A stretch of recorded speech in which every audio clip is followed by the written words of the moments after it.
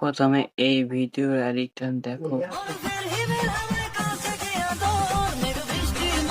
আমাদেরকে এই ভিডিওটা এডিট করে শেখাবো।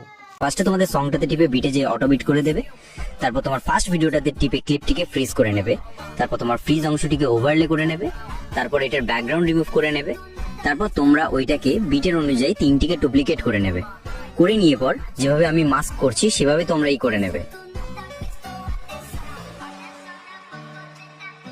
তারপর অ্যানিমেশনসে টিপে রক ভার্টিক্যালি অ্যানিমেশনটা অ্যাড করে নেবে। তারপর যেখানে যেখানে বিট আছে সেখানে ক্লিপগুলা কাট করে নেবে। ফার্স্ট একটা কে ফ্রেম লাগিয়ে দিবে, এন্ডিং এ একটা কে ফ্রেম লাগানোর পর এবং একটু জুম করে নেবে।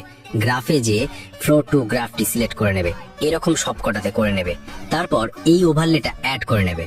এই ওভারলে তোমরা যদি নিতে চাও তাহলে আমার এই ইনস্টাগ্রাম পেজটাকে ফলো করে কমেন্টে হাই লিখে দাও, তোমাদের ডিএম এ চলে যাবে।